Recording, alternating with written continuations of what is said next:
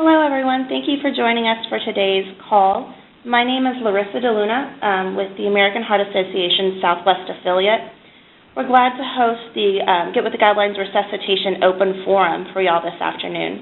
Before I introduce our speaker, I just wanted to go over a few housekeeping rules. For the duration of the call, everyone's lines will be put on mute. If you'd like to ask a question or have an open discussion, feel free to press *6 to unmute your line, ask your question, and then *6 again to go back on mute. I'm proud to introduce Tanya Truitt. She's the Quality Systems Improvement Consultant for Resuscitation for the American Heart Association's National Center. She's our speaker today. Tanya has over 20 years' experience as a critical care nurse. Prior to accepting her current job with the American Heart Association, Tanya was an active volunteer. She has been an American Heart Association CPR instructor since 1980 and served as both instructor-trainer and regional faculty. She has been an advanced cardiac life support instructor since 1992 and a neonatal resuscitation program instructor. She was one of the founding members of NRCPR, now Get With the Guidelines Resuscitation. Tanya has developed and presented lectures on a variety of resuscitation topics nationally and internationally, and has also co-authored research publications. Tanya, if you'd like to go ahead and get us started for today. Thank you, Larissa. I want to welcome you all. Glad you joined us. What my intention for this, we've only got probably around in the end about 50 people that will be signed on to our conference today. So really what I want to do is to give a little bit of highlights, get everybody in the thought process about questions that you may have, and then give a lot of time at the end for some questions and answers. This actually turned out to be a really good time to have a webinar because we are actually doing our fall update for the PMT resuscitation on Saturday night at midnight. So come in next week and you'll have some changes, and I'm going to tell you about those. Many of them, if you have participated in the webinar hosted by National, was presented by Dr. Berg and Ned Carney. So some of you may have heard some of the changes, kind of update you on a little bit of different things, and then we'll just try to do an open conversation. So you've got really a couple of options. You can kind of write your questions down as you go. You can put them into the chat box, and I will try to address them as we pause for questions. Or, of course, as Larissa just told you, make sure that you put dial *6, it will open your mic, and you can just ask the question openly. So we're glad to have any of those methods in which to communicate. All right, so that's my intention.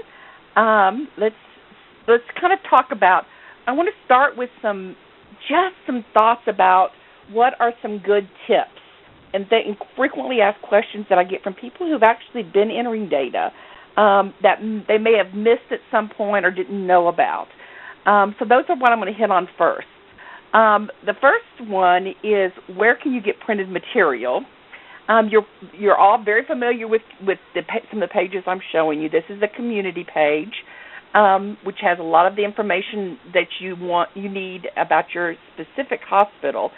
But this little box over here on the side is where you can click on to find additional information and actually get anything that you wanted that was a printout.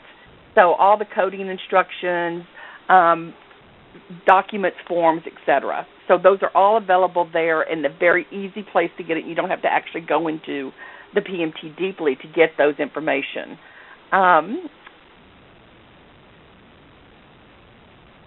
With the changes this weekend, I want to stress the importance of going in and taking a really good look at the coding instructions, operational definitions for those of us who've been around for a while. There, you can click, of course, on the blue tabs to get to them, or you can download the whole thing.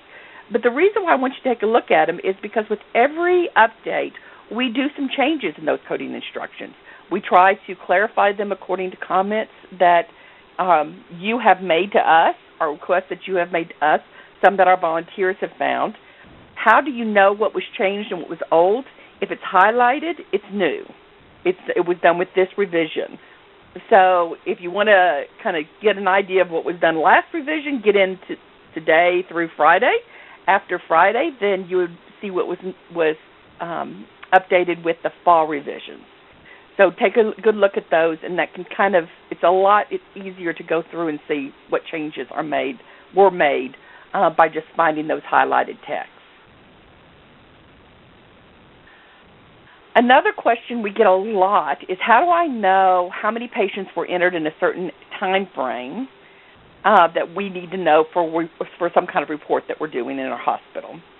And I think one of the places that are frequently overlooked is on this patient grid, which I know all of you are very familiar with, but there is a advanced search where you see this red circle on my screen, and that actually will give you some additional information, an ability to actually search into it and find out exactly how many patients were entered into the PMT during any time period. If you go to select your forms, which I highly recommend, then you can choose the admission discharge form if you want to know patients admitted during a certain time frame. If you want to do more in-depth search, you can look under CPAs or ARCs or METs or any identified search that you're looking for, and the number of patients that were entered during that time period. So it just kind of gives you an idea of other areas that you get so used to looking at things, we don't kind of focus. Optional fields. Optional fields are very, very useful, and especially for those of you who've been involved in Get With the Guidelines resuscitation for longer than a year.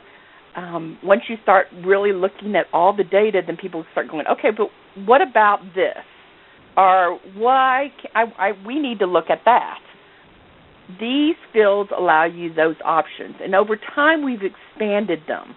So some of you may have been involved, and we may have been there, and you inputted something when we just had the 10 fields that were just blank fields that you could enter. Now we have the 11th and 12th fields in which you can filter. So if you wanted, for instance, to find out how many cardiac arrest events one service, then you would have the ability, you could list your services there and manage those codes and actually track it a little bit. And then the 13th and 14th fields are linked with the date and time, so you can actually enter date and times of specific things that you would like to know about. And I heard some beeps, so let's see if there's some questions. Any questions? Any questions so far? Feel free to press *6 if you'd like to ask a question via phone. I heard some beeps, so I thought maybe there were some questions, but maybe it was people not without questions. Okay, that's fine. So options 13 and 14 are date and time fields.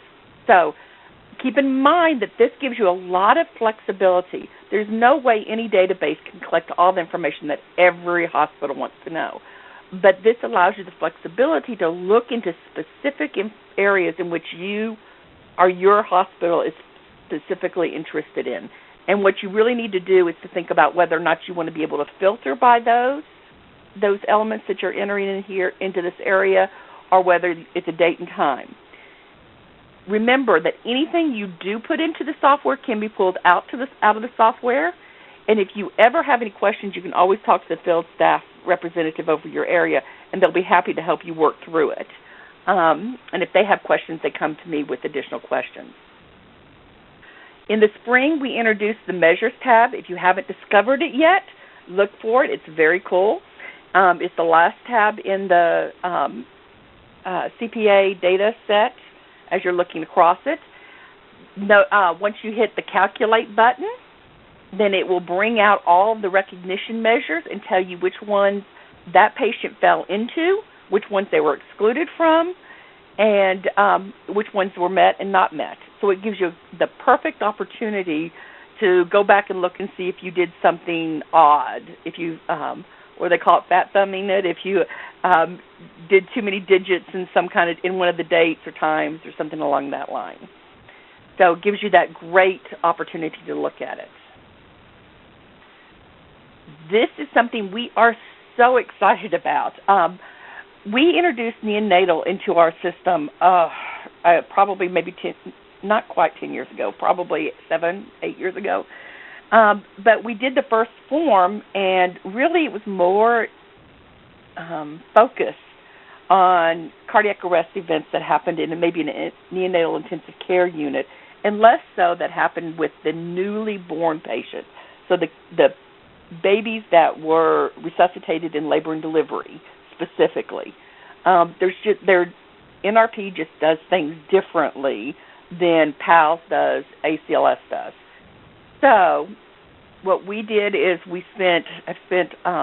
had pulled together a bunch of the neonatal experts from across the nation, pulled them together, and we have revised this form to really truly look at the newly born.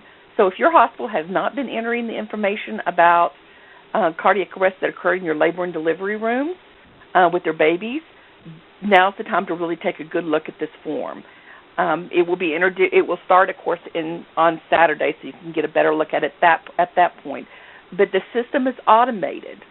So what does that mean? That means that when you start entering the information about the patient, so when you say, was this patient born during this admission, or transferred from the birth hospital, if you click that box, it will automatically open to this unique form for newly born patients, which is very, like I said, very, very cool. And it eliminates some of the questions that just would never, ever, ever apply to a newborn.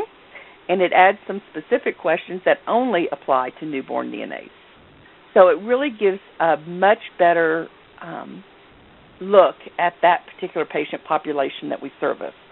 So now's the time to get involved and to really look at this if your facility has not before.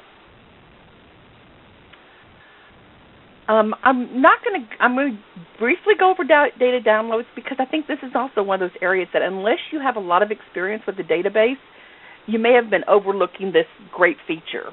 I said earlier, anything you put in, you can take out, and this is the way to do it.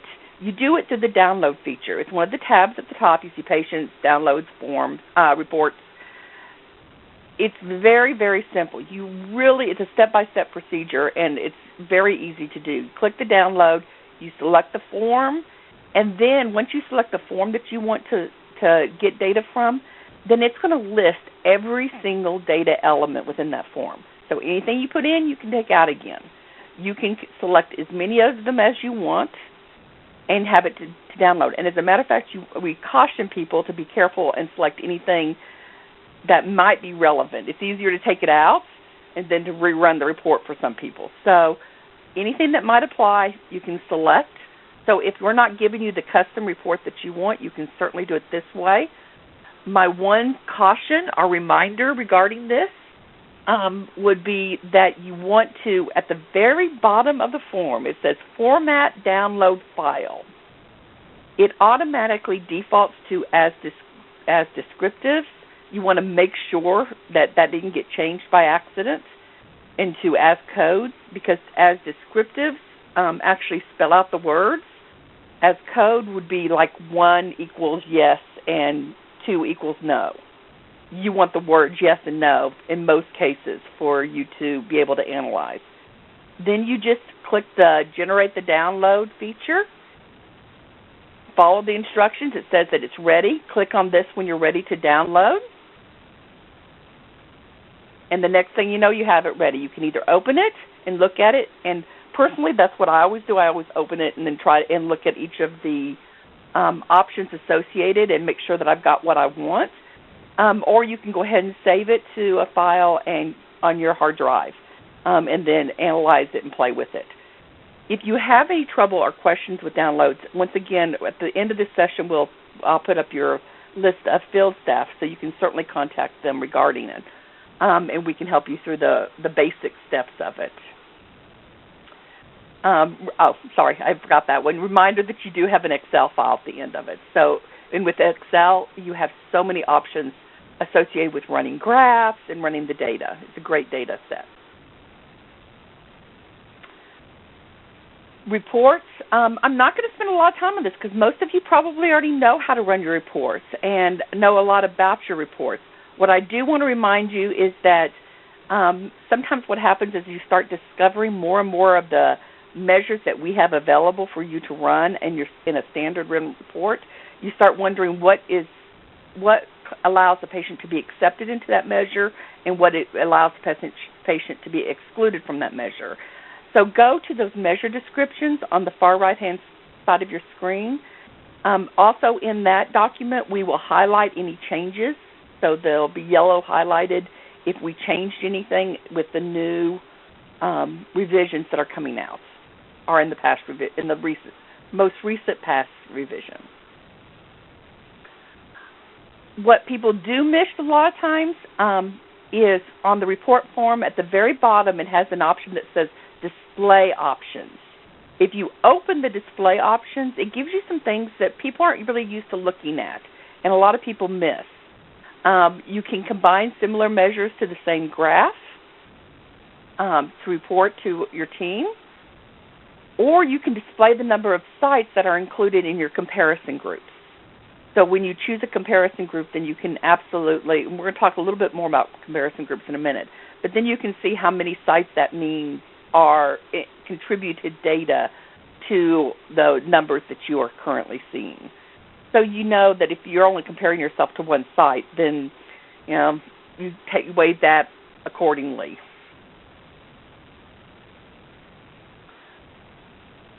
Quickly, a reminder about some recognition measures, and I do want to touch base, and we're going to talk about and pause and talk at each of these and see if anybody has some suggestions and additional information regarding possible solutions to problems associated with the recognition measures. But we do have recognition measures now for bronze, silver, and gold. We've had hospitals that have received bronze, silver, and gold throughout the nation for resuscitation. So they are there. They are achievable.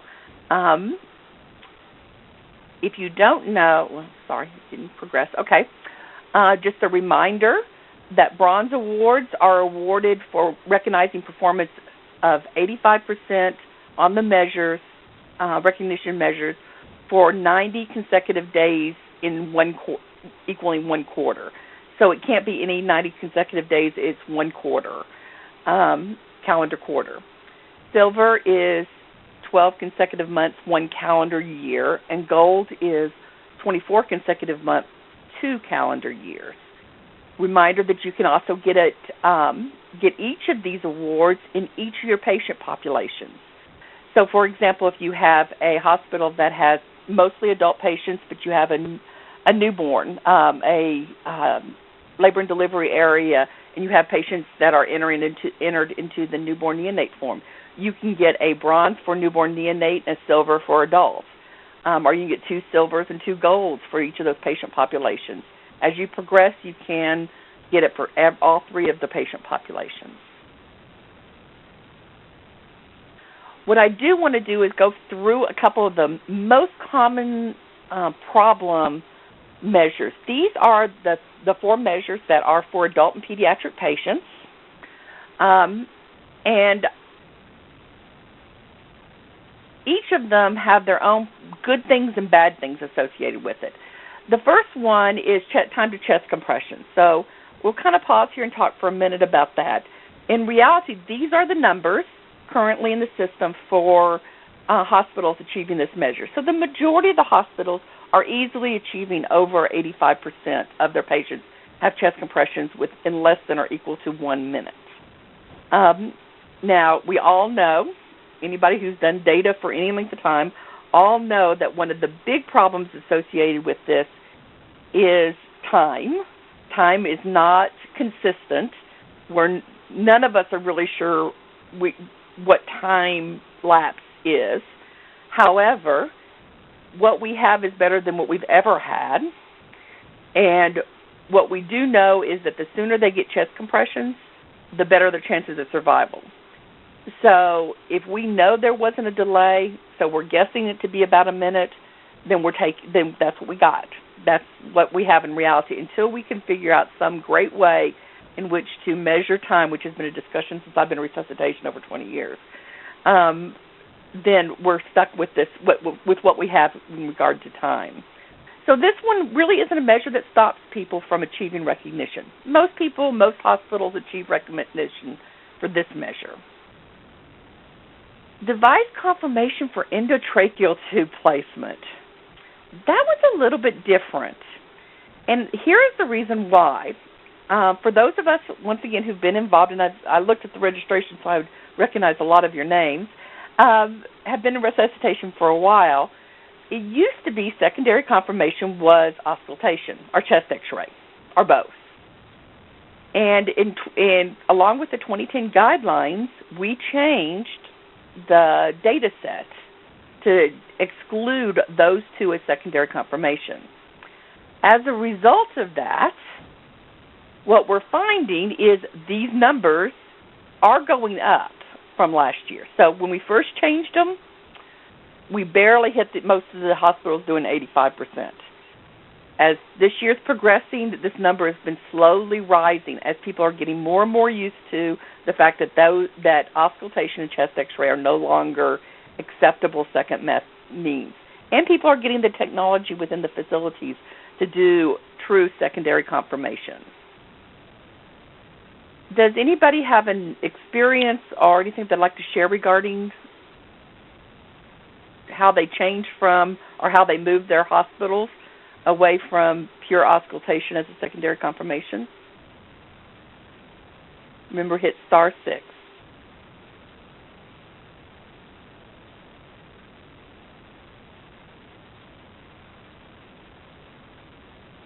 Okay, hearing none, then we'll go ahead and progress. I think the next one will generate, so start thinking about it. Time to first shock. Big controversy over time to first shock, and for many, many reasons. We know that it's important. We also anytime we deal with the time, we're dealing with issues associated with it. A few years ago, we moved, along with the 2010 guidelines, we moved this from less than to equal to 3 minutes to less than to equal to 2 minutes. That caused a big controversy.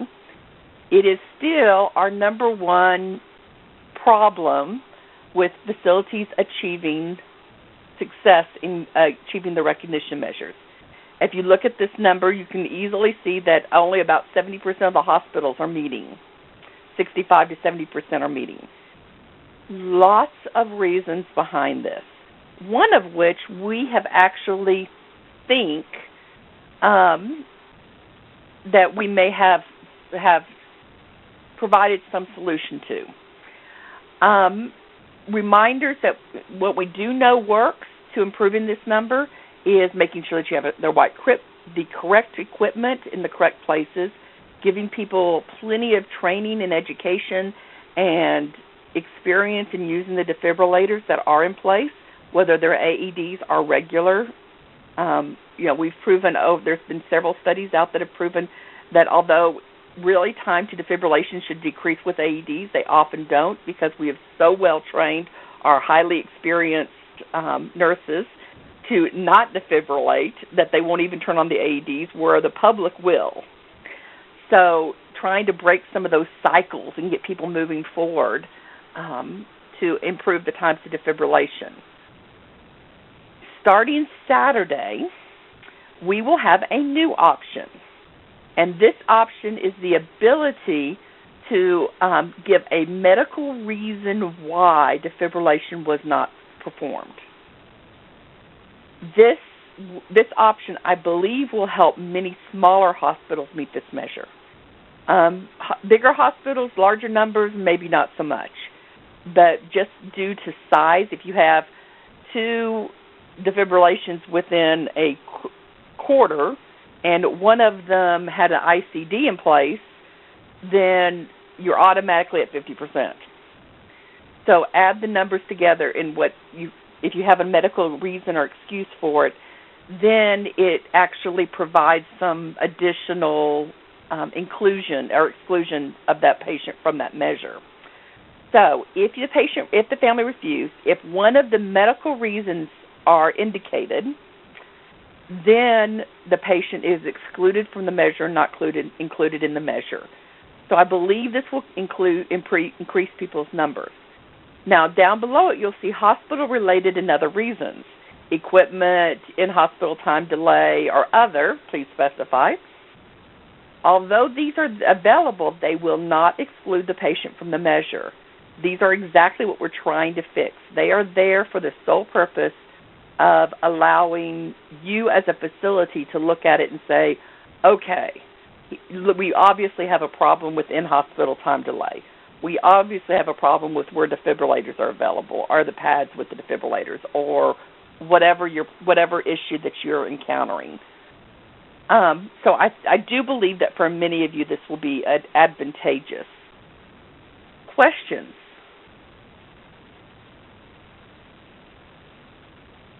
Are you excited? Is this a good thing or a bad thing? The conference is now in talk mode. I've gone ahead and unmuted lines from the operator side. If anyone has any questions, feel free to ask.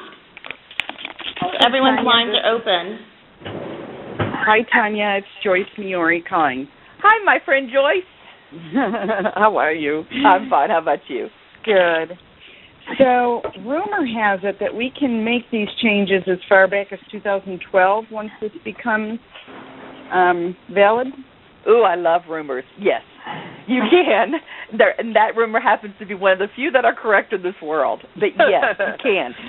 So what you can do is run the measure. If you did not mark those patients down in any way, if you run the measure and then do a patient grid instead of the sorry, lost the word. You run a patient grid instead of a bar graph. That's the word. There you go. Instead of the bar graph, then it will actually list out the patients.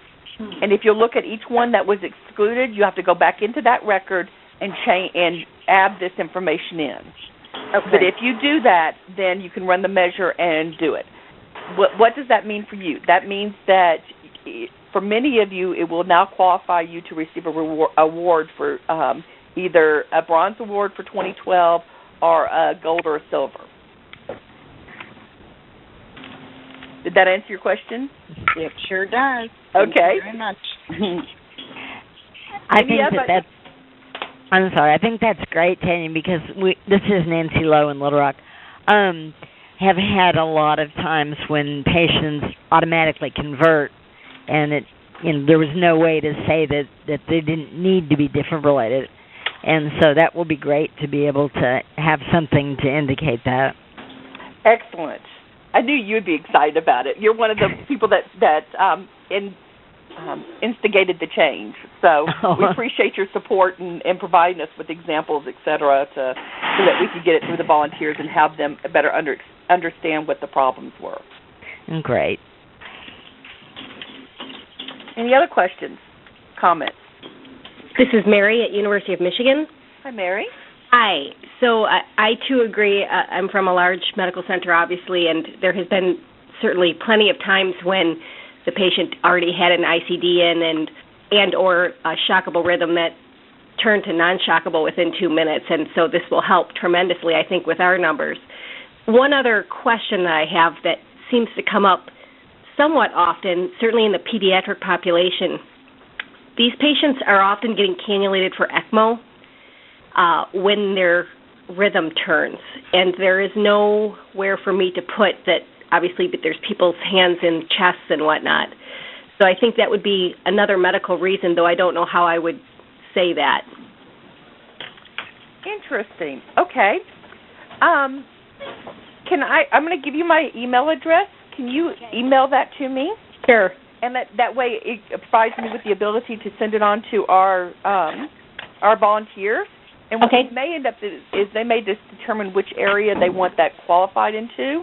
Okay. And we may even change, like, the labels, because that's a very interesting point.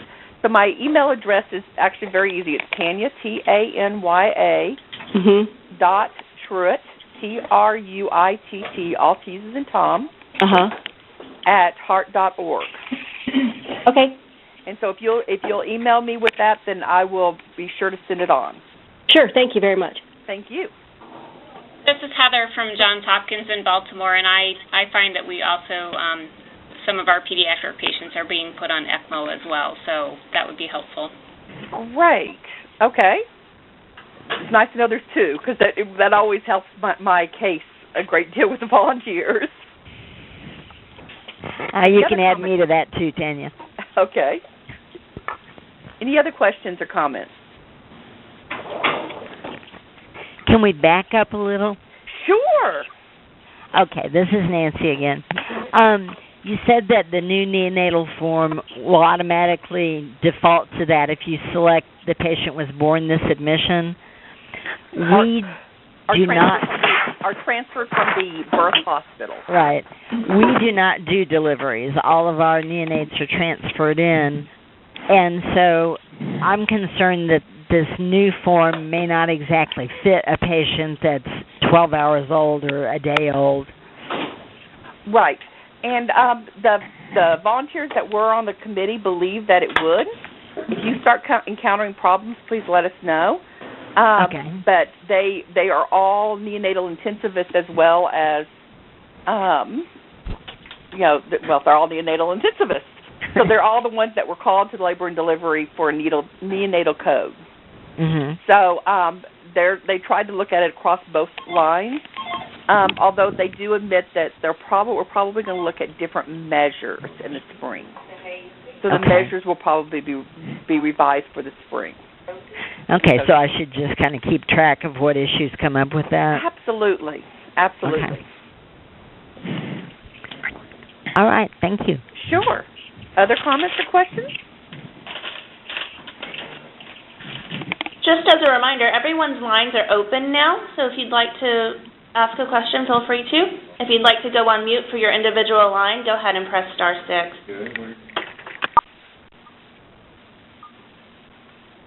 Any other questions?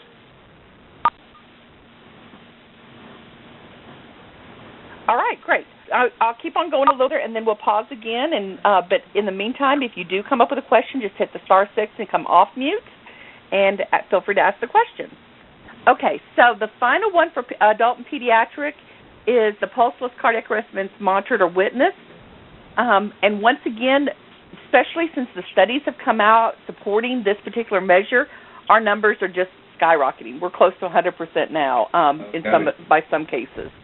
So it's just skyrocketing. So most of the patients, especially pediatric patients, so those of you in our pediatric world, have for years had the highest numbers in this particular range. And as a matter of fact, the majority of the pediatric patients that do have a cardiac arrest, the adult world is learning from the pediatric world in that most of the pediatric patients that had cardiac arrest were actually in ICUs or monitored telemetry areas simply because they were identified earlier. And now we're moving that way with the adults, so it's very exciting. Okay. In addition to the adding of that exception rule to the DFib, we also did it for IV and IO epinephrine and vasopressin. So some of you will be very excited about this one as well. We recognized that, and we convinced the volunteers and gave enough examples that we believe that some patients should be pulled out of this measure because of medical reasons or family refusal. So once again, those two sections, if you check any of those two sections, then it will automatically exclude that patient from the measure. If you indicate hospital-related and other reasons, however, it will not exclude those patients. So keep that in mind. They'll still be in there, but you're able to track it, and you'll be able to look at it a little bit better. So very excited about this one as well. So, Tanya, this is Heather from Hopkins. Yes. If they're already on an EpiDrip or a vasopressin, we can just do that? Yes, that is correct. And also notice this, that in the association with the epi and vasopressin measure, we also changed it. And you'll be able to see it in the coding instructions. But for adults, it's the IV IO epinephrine and vasopressin bolus needs to be administered within 5 minutes of the date and time pulselessness was first identified. This tells you exactly what the starting point for that 5-minute time period is. So the date and time pulselessness was first identified is not the date and time that chest compression defibrillation was first, the need for chest compression defibrillation was first identified. So the adult volunteers believed that what we needed to do was put this measure in association with when pulselessness was first identified. But for the pediatric and neonate population, we give epi earlier, even when the pulse is still present. So therefore, this one was changed to the date and time the need for chest compression or defibrillation with initial rhythm was defib pulseless VTAC was first recognized. So depending on the patient's age, it takes it from different points in the data set. Tanya, this is Wendy, just to throw out a reminder to ask everybody who's not speaking to mute their phones because we're getting some background noise. Great. Thank you, Wendy. Thanks. Okay. So is there any questions regarding the epinephrine? This also came from our pediatric request from our pediatric group. So any questions or concerns about it? Okay. Tanya, it's Renata. Hi, Renata. How are you? BC, good. How are you? Tell me a little bit the definitions between identified and recognized. Okay. So let me go back. No, that didn't take me back. Sorry. Hold on. Okay. So the difference between is when you start entering the data, there are actually two different data elements. The first data element that you answer when you start in a CPA event is the one that says the date and time the need for chest compressions or defibrillation was first recognized. So for most adult patients, that's when somebody goes, hey, are you okay, are you all right, and get no response, and so they start doing chest compressions. Or sometimes it's when a monitor it shows a non-pulse rhythm. For pediatric and neonate patients, they may show signs while still having a pulse. So they're not pulseless. They start chest compressions because their heart rate's in 30. So they start chest compressions. So for the pediatric patient, they want to give epi regardless of whether they actually ever lose their pulse or not. For a adult patient, we don't ever give epi unless they're pulseless. Or the current standards say we don't give epi unless they're pulseless. So, or way down in some other weird algorithm. So as a result of that, that's the reason why the two measures are different. Oh. Did that clarify it? Yes, thank you. Okay, so another new report that we're very excited about is we now have length of event reports or measures.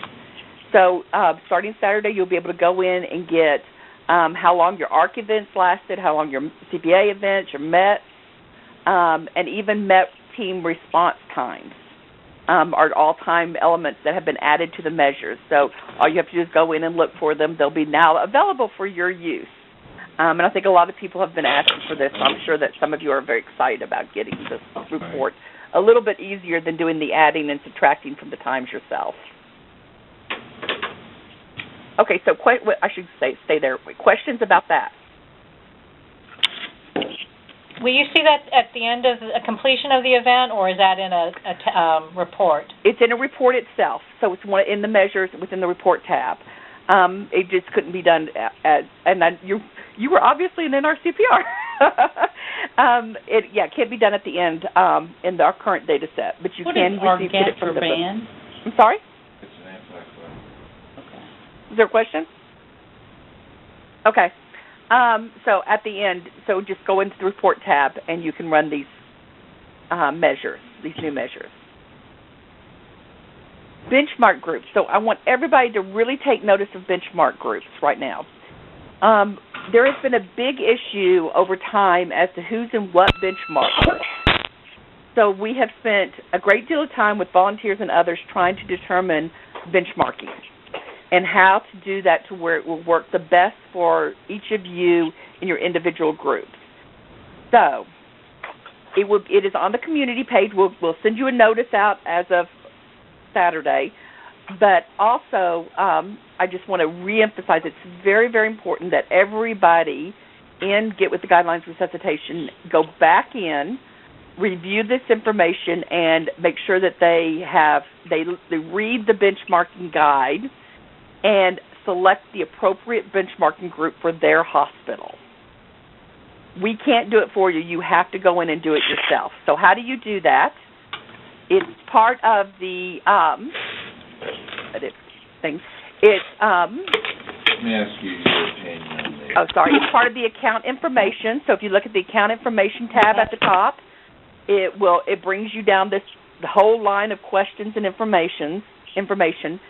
Download the Get With the Guidelines Resuscitation Benchmarking Group Assignment Guide and read it, and use it to answer every one of the elements as you go down this screen.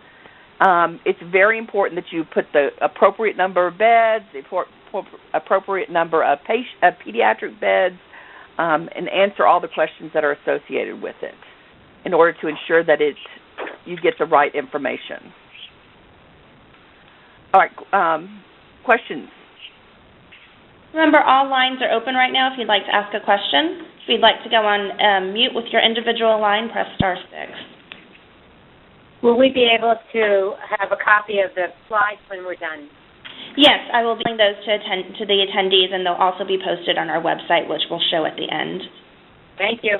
You're welcome. Any other questions? Okay, so a couple of reminders about tools and resources. Make sure that you go online occasionally, and I know like in the midst of everything else that you have to do, but do go online occasionally and look at our website, look at the webinars that are offered, the information that is present, especially once you get into the resuscitation website. Then go in and look at what is our latest research, resuscitation research that is published. We do try to highlight these and tell you about them, but in reality, we only have so much time. All of us do. So please go and look at this. It's amazing what work you do, what your contributions make to changing in-hospital resuscitation. I think back to when I started resuscitation and nothing was published about in-hospital. We all had out-of-hospital. We went by ACLS guidelines that were all out-of-hospital. That is changing because of the work that you do and the data that you enter, as well as the ability for yourself to look at your own data. So it really provides a great resource of information for you. All right, so I'm going to pause for questions. We've got about 20 minutes, I believe, left, about 15 minutes, a little more 15 minutes left to talk, and I really want to, any suggestions you have for your peers, any questions that you have, any comments, any wishes that you have, now's the time to voice them. I have a question, please. Yes. This is Mary Ellen O'Connell from Lehigh Valley Health Network in Pennsylvania. To reflect any of these changes, are there any plans to make adjustments to the uniform resuscitation? Yes. As a matter of fact, we're almost finished with that. It will probably be out by the end of next week. So the uniform resus record will be revised by the end of next week. Of course, you always have the ability to go in and change whatever you would like to change on them. But we will do updated ones that remove some of the fields that we're no longer collecting. Although I've heard that some people like to keep some of them on. So it's really up to you what you choose to do, but we will be releasing revised ones. Excellent question. Tanya, it's Renata at VCU. Any thoughts or recommendations on how we could incorporate an early warning score in the tool? Would we use one of the comment or little boxes there? Yes, using the boxes is probably the best way, but if you find that you've got a good way of doing it, I would love to hear it. Okay. And to put it across the board in your facility. Are you currently being able to do that? No, I was asking you. Sorry. If anybody out there has a way, I would love to hear it as well. How about, does anybody else have a way? Or doing any kind of early warning scores actively across your facility? Tanya, this is Nancy. we are starting to get really active with that. We've started doing scores on discharge from intensive care and on admission from ER, besides the regular scores that are done in the patient care units. And what I've done so far is really sad, I think, but the fields that we have at the end of the CPA form, I have been designating one of those for what was the last score and how long ago it was before the code. I haven't figured out a good way yet to do anything with that information, but we are collecting it, and I'm trying to make sure that it gets onto the CPR information. Cool. That's great to hear. Anybody else have any success with it? It's a great concept, and there's a couple of really good articles out regarding scores and risk scores. So make sure you spend some time reviewing them if you have some additional time in your life, because I think that is the wave of the future. It's just figuring out how to incorporate it into our daily routines. Tanya, do you see any change in the future as part of the vital sign collection that would be added in? I think if we can get it proven that, or get a few sites that are doing it, I do see that there could be a possibility. It's just trying to get sites that are agreeing that they're actually doing it to begin with. Nancy, I'll probably talk to you a little bit more about it and see if we can't spread it. Maybe that is Renata. Maybe that is the right. I don't know. What about the rest of you? Do you think that if we started to include them, would you start your facilities start doing them? This or is are Kathy they doing from them and you're Park not? Medical Center. We are definitely doing Muse scoring, but we're not including any of that in our Get With the Guidelines data that we're reporting. So if there was a place to report it, we would certainly report it. Cool. At Lehigh Valley, we're just including it in our rapid response information, and we don't abstract that. Would you want to include it in your CPA information? Yes. Okay. All right. Then I will take it to the volunteers and see where we can get with it. Cool. What else? Hi, this is Cheryl Wyborny from Oregon Health and Science University, and I wanted to ask a question about being able to benchmark against academic medical centers in the system. Yes. It will be, it is scheduled and will go into effect in the spring. So, knock on wood, unless they come up with any other problems with it. But we are expecting to have that active in the spring. Thank you. We really hope to have it in the fall. It just didn't work. But thanks. Other questions? Tanya, it's Renata again. I know that there had been some discussion about risk adjustment of the populations. Any future information on that or the direction that's taking? Yes. The risk-adjusted information will be made available in the future. They're trying to figure out how to put it onto every site's community page, our report page. So we actually got listed on the reports page now, but there's nothing there. So it will be risk-adjusted discharge, survival to discharge measure will be included in the future.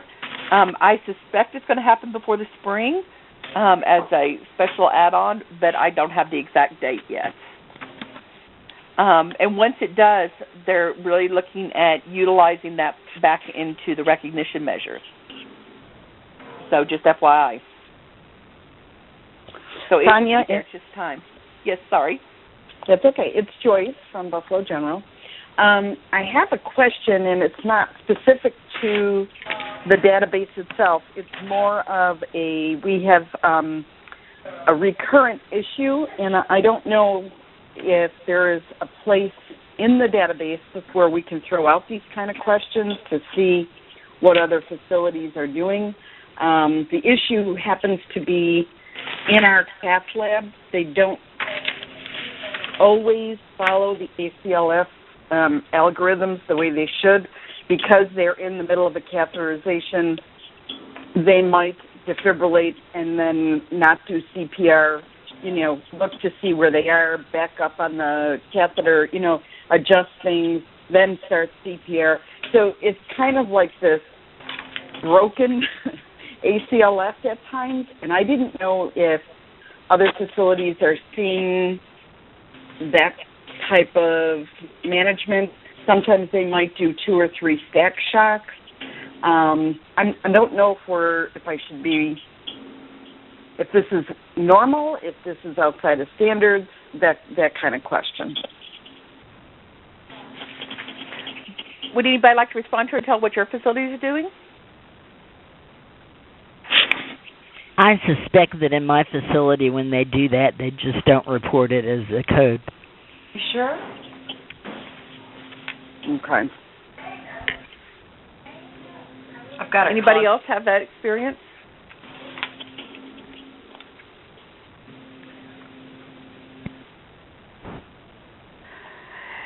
So, there's several options you have to where you could document it and track it somewhat in the data set within the quality section to see if it's more of a problem than you think it is, or whether it's just those are the cases that you're seeing.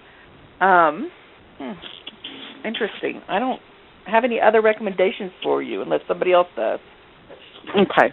So, as far as ACLS goes, just because you have a catheter in the heart doesn't mean that you should go do anything different than what the ACLS guidelines say.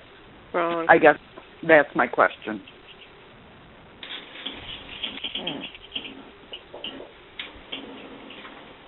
And from St. John Medical Center in Tulsa.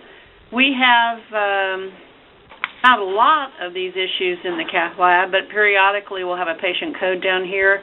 The physicians maintain that manipulating the fluoroscopy and exposing attendees to the ACLS is not the best scenario, so they'll ask people to stop for a minute while they fluoro the chest to see where catheters are, especially during an intervention. Right. So we document that on the code record, or at least in the cath lab procedure log, that if CPR is stopped, the reason why it is stopped. Okay. And for how long. And a reminder that ACLS is guidelines. It's not requirements. And any lawsuits that have ever been filed and challenging of them, if the physicians can justify the rationale behind it, which I imagine if they're pushing back on you, they can, then it has been accepted. So okay. I just never know if I'm in the cath lab while this is going on, if I should be enforcing it or just say, okay. They should be able to articulate why they're not what they're doing and the reasoning behind it. I would say that would be my. If I were in your place, that's what I would do. I would probably ask the questions because I've asked questions a lot. All right, other comments or questions?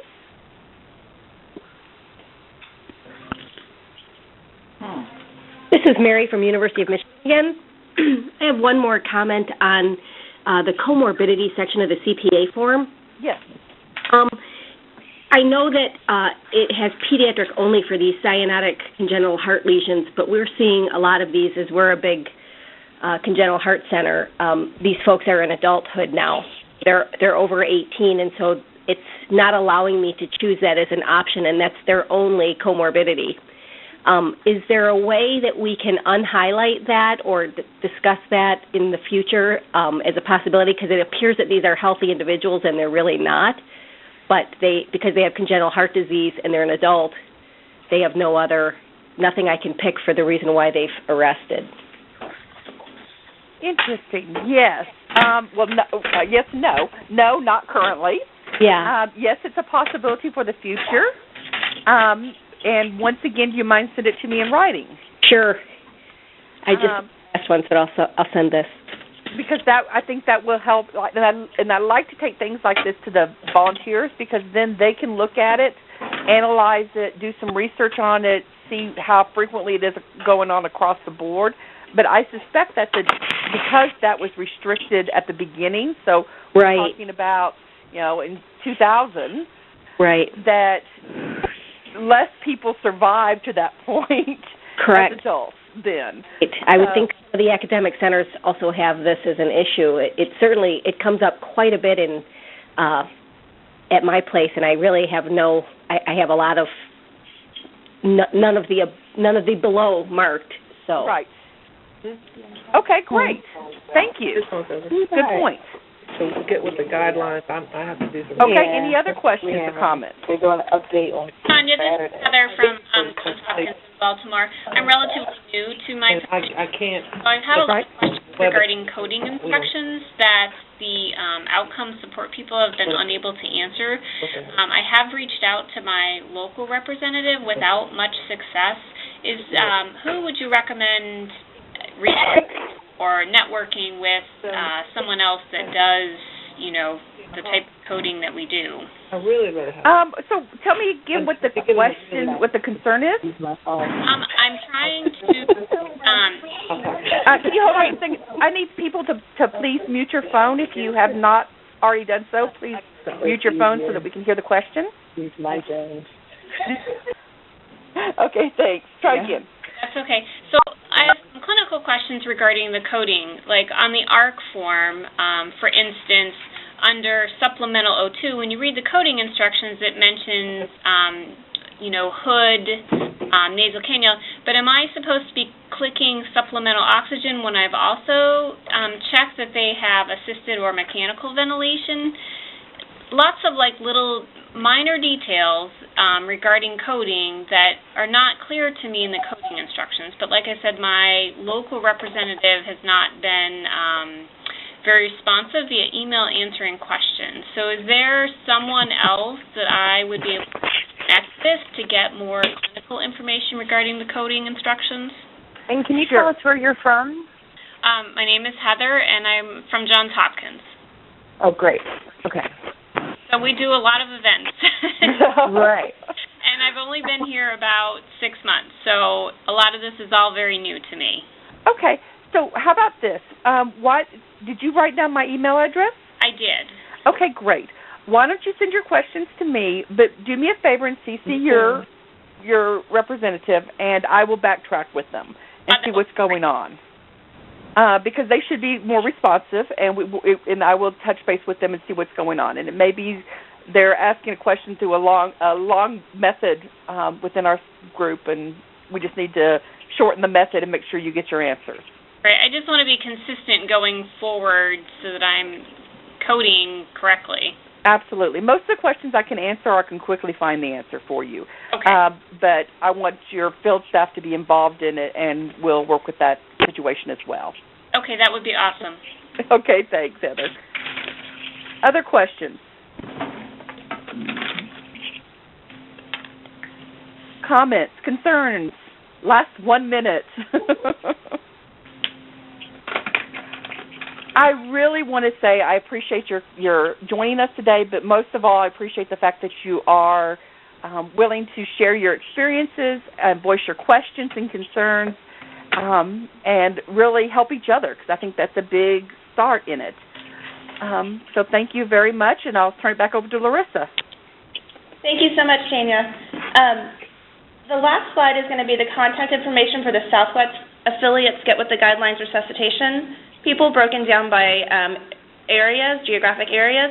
If you're outside the Southwest affiliate, I know there's a few of you on the call today, feel free to reach out to myself, Larissa DeLuna, LARISSA.DELUNA@heart.org, or Tanya, I believe she gave out her email address also, and we can direct you in the right direction to your local representative. Also, we'll be sending the handouts and the website where our recording and handouts will be posted by the end of the week, so feel free to look for that in your email box also. If there are no other questions, we'd like to thank you for participating today, and we look forward to hosting more of these calls and giving y'all as much information to be successful as possible. Thank y'all so much.